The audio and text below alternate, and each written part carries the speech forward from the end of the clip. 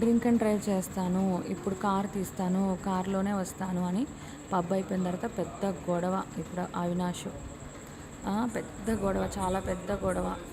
మళ్ళీ ఇంకా హోటల్ దగ్గరికి వచ్చాం, వేరే హోటల్ దగ్గరికి.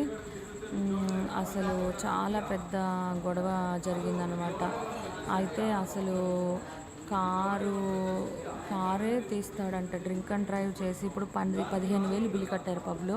ఇప్పుడు కారు తోలుతాడంట. అవి వద్దు, నేను ఫస్టే చెప్పాను, మధ్యాహ్నమే చెప్పా, మీరు మందు తాగే ముందు 2 పెగ్గులు అంటే పర్లేదు, కానీ 2 పెగ్గులు దాటి ఎక్కువ తాగితే మాత్రం కారు తీయొద్దు అని నేను చెప్పాను. కారు తీయొద్దు, మనం ఆటోకి వెళ్దాము, హోటల్లో ఉందామన్నారు వీళ్ళే, ఇంటికి వద్దు మమ్మీ డాడీ దగ్గరికి. హోటల్ అయిపోయిన తర్వాత మళ్ళీ పొద్దున ఆటోలో వచ్చి కారు తీసుకుందాం అని చెప్తే సరే అని.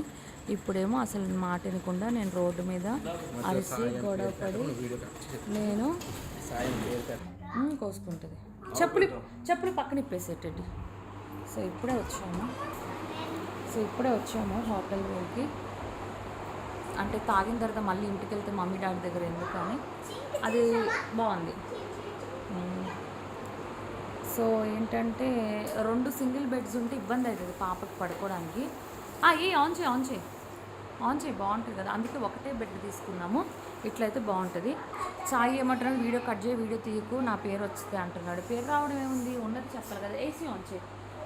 సో వచ్చాము ఇక్కడికి, కానీ ఎంతో ఆ బ్లూ ఫాక్స్ హోటల్ దగ్గర ఎంతో అరిసి, ఎంతో గొడవపడి, ఎంతో అరిసి, పోలీసు వాళ్ళకి పిలిచి, ట్రాఫిక్ పోలీసు వాళ్ళకి పిలిచి, నార్మల్ పోలీసు వాళ్ళకి పిలిచి, వాళ్ళందరికీ ఫోన్లు చేసి అరిసి గొంతు కూడా పోయింది మొత్తం. డాడీకి ఫోన్ చేసి చాలా గొడవపడి చాలా ఇబ్బంది అయింది. అన్ని ఇబ్బందులు అయిన తర్వాత కానీ కదలలేడు మనిషి. కారు వదలడంట. కారు మీద నాకు ప్రేమ లేదా, తాగి కారు నడపొద్దని నేను ఫస్టే చెప్పిన, కారు వద్దని చెప్పిన నేను ఫస్టే. రెడ్డి వాటర్ తాగు, అక్కడ ఉన్నాయి వాటర్ తాగు. నచ్చిందా బెటా నీకు హోటల్ బాగుందా?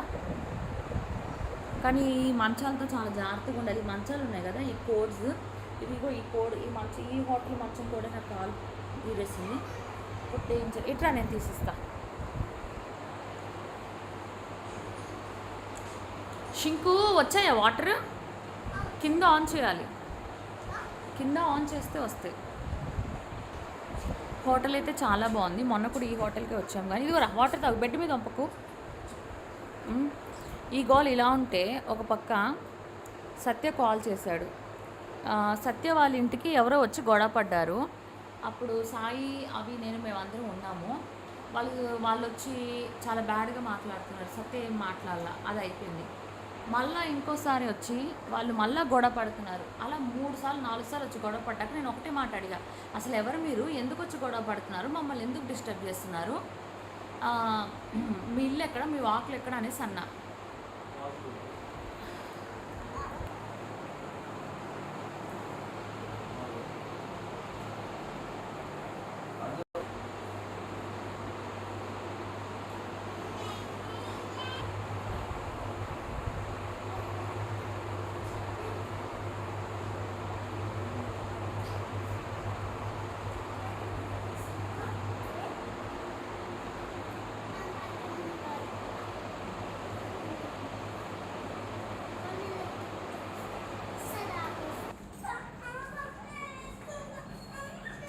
ఇక్కడ